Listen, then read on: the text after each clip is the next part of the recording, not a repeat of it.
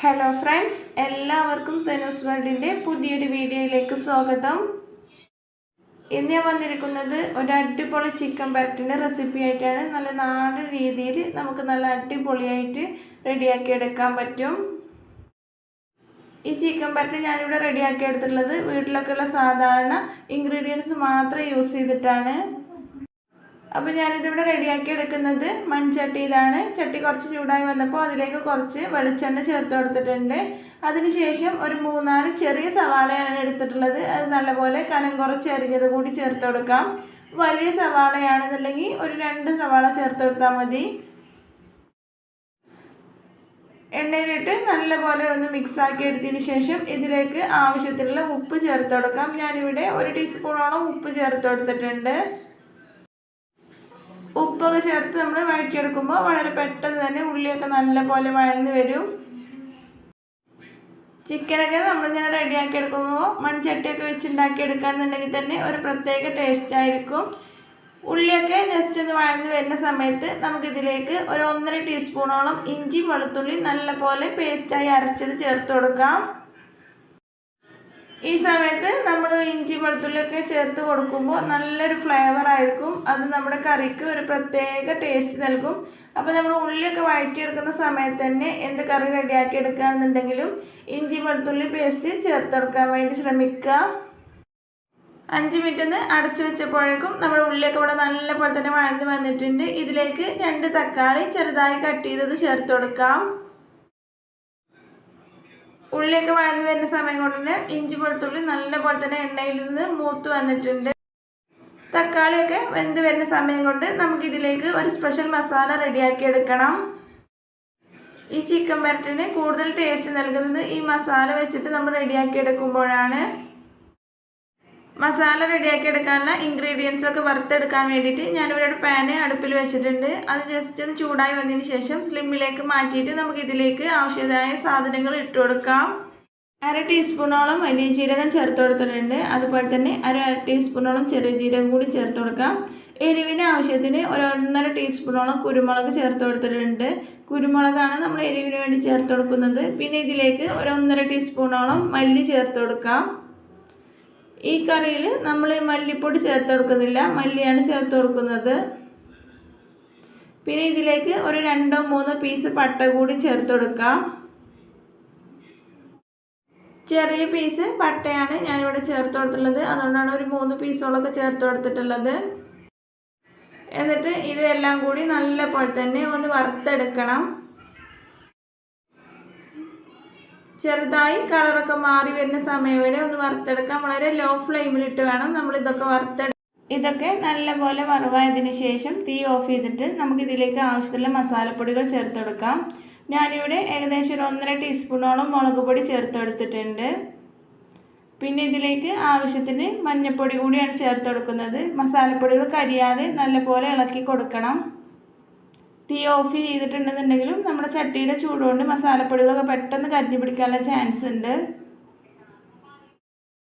ഞാനിവിടെ ഒരു 1/2 ടീസ്പൂണോളം മഞ്ഞൾപ്പൊടിയാണ് ചേർത്ത് കൊടുത്തിട്ടുള്ളത്.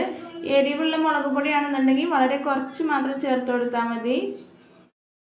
ഇതൊക്കെ നല്ലപോലെ തണുത്ത് വന്നതിന് ശേഷം മിക്സിയുടെ ജാറിലേക്ക് ഇട്ട് നല്ലപോലെ തന്നെ പൊടിച്ചെടുക്കണം. കാശ്മീരി ചില്ലി പൗഡർ ഉണ്ടെന്നുണ്ടെങ്കിൽ അതെടുക്കാൻ വേണ്ടിയിട്ട് ശ്രമിക്കുക. അപ്പോൾ നമ്മുടെ കറിക്ക് നല്ലൊരു കളറായിരിക്കും. ഇപ്പോൾ ഇതൊക്കെ നല്ലപോലെ തന്നെ പൊടിഞ്ഞ് വന്നിട്ടുണ്ട്. ഈ മസാല മാത്രമാണ് നമ്മൾ ഈ ചിക്കൻ പരട്ടിൽ യൂസ് ചെയ്യുന്നത്. ഈ സമയം കൊണ്ട് നമ്മുടെ തക്കാളിയൊക്കെ ഇവിടെ ആവശ്യത്തിന് വെന്ത് വന്നിട്ടുണ്ട്, നല്ലപോലെ കുഴഞ്ഞ് വന്നിട്ടുണ്ട്. ഇനി നമുക്ക് ഇതിലേക്ക് റെഡിയാക്കി വെച്ചിട്ടുള്ള മസാലപ്പൊടികൾ ചേർത്ത് കൊടുക്കാം.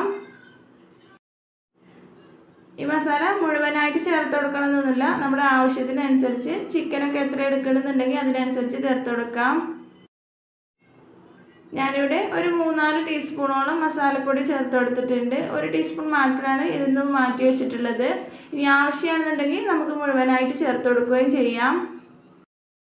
ഈ മസാലപ്പൊടികളൊക്കെ ചേർത്ത് നമ്മൾ ഉള്ളിയും തക്കാളിയൊക്കെ നല്ലപോലെ തന്നെ ഒന്ന് വഴറ്റിയെടുക്കണം.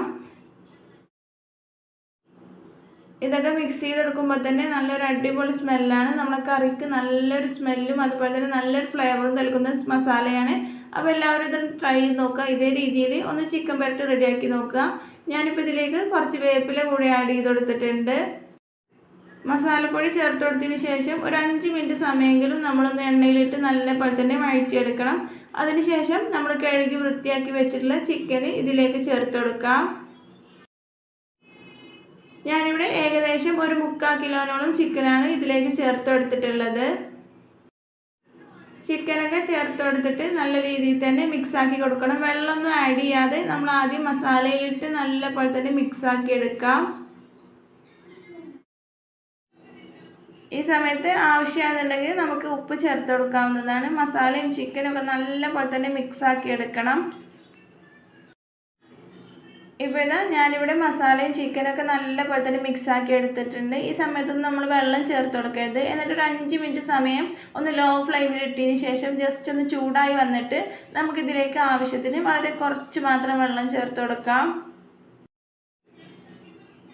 ഇതിലേക്ക് വെള്ളമൊക്കെ ചേർത്ത് കൊടുക്കുമ്പോൾ ഒത്തിരി വെള്ളം ചേർത്ത് കൊടുക്കരുത്. വളരെ കുറച്ച് മാത്രം വെള്ളം ചേർത്ത് കൊടുത്തിട്ട് വേണം നമ്മളിത് റെഡിയാക്കി എടുക്കാൻ. അതുപോലെ നോർമൽ വാട്ടറിന് പകരം ചൂടുവെള്ളമാണ് ഞാനിവിടെ ചേർത്ത് കൊടുത്തിട്ടുള്ളത്. നമ്മളെപ്പോൾ ചിക്കൻ കറി ആണെന്നുണ്ടെങ്കിൽ എന്ത് റെഡിയാക്കി എടുക്കുമ്പോഴും അതിലേക്ക് ചൂടുവെള്ളം ചേർത്ത് കൊടുക്കുമ്പോഴായിരിക്കും കൂടുതൽ നല്ലത്. ഇപ്പോൾ ഇതാ നമ്മൾ ചേർത്ത് കൊടുത്തിട്ടുള്ള വെള്ളവും ചിക്കനൊക്കെ ഒരുപോലെയാണ് നിൽക്കുന്നത്. ഇതേ ലെവലിൽ വേണം നമ്മൾ വെള്ളമൊക്കെ ചേർത്ത് കൊടുക്കാൻ. എന്നിട്ട് നല്ലപോലെ തന്നെ ഇളക്കി കൊടുത്തതിന് ശേഷം ഒരു 20 മിനിറ്റോളം നമുക്കൊന്ന് അടച്ച് വെച്ച് വേവിച്ചെടുക്കാം. മീഡിയം ഫ്ലെയിമിൽ ഇട്ടിട്ട് വേണം നമ്മളിത് വേവിച്ചെടുക്കാൻ. ഹൈ ഫ്ലെയിമിൽ ഇട്ടിട്ടുണ്ടെന്നുണ്ടെങ്കിൽ പെട്ടെന്ന് വെള്ളം വറ്റി വരും. ലോ ഫ്ലെയിമിൽ ഇട്ടിട്ടുണ്ടെങ്കിൽ നമുക്ക് വെള്ളം ഒരുപാടായി പോവുകയും ചെയ്യും. അപ്പോൾ ഒരു മീഡിയം ഫ്ലെയിമിൽ ഇട്ടിട്ട് വേണം നമ്മൾ ഈ ചിക്കൻ പുരട്ട് റെഡിയാക്കി എടുക്കാൻ വേണ്ടിയിട്ട്.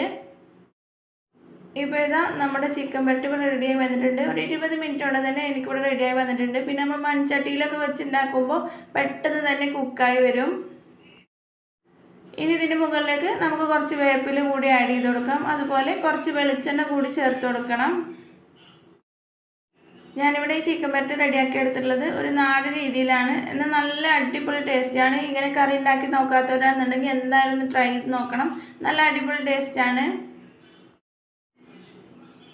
ഈ ചിക്കൻ പുരട്ടിൻ്റെ ഹൈലൈറ്റ് എന്ന് പറയുന്നത് മസാലയാണ്. ആ മസാല നല്ലപോലെ തന്നെ നമ്മുടെ ചിക്കനിലേക്ക് പിടിക്കുമ്പോൾ ഒരു പ്രത്യേക ഫ്ലേവറാണ്. അപ്പോൾ എല്ലാവരും ഇതേ രീതിയിൽ മസാലയൊക്കെ റെഡിയാക്കി എടുത്ത് ചിക്കൻ പുരട്ട് ഒരു തവണയെങ്കിലും ഒന്ന് റെഡിയാക്കി നോക്കണം. ഇത് നമുക്ക് ചോറിൻ്റെ കൂടെയും ചപ്പാത്തിയിലേക്കും ദോശയിലേക്കും ഒക്കെ ഉണ്ടാക്കിയെടുക്കാൻ പറ്റുന്ന ഒരു അടിപൊളി റെസിപ്പിയാണ്. എന്നാൽ നമുക്ക് വളരെ കുറഞ്ഞ സമയം കൊണ്ടും അതുപോലെ വീട്ടിലെ ഇൻഗ്രീഡിയൻസ് മാത്രം ചേർത്തും ഉണ്ടാക്കിയെടുക്കാനും പറ്റും.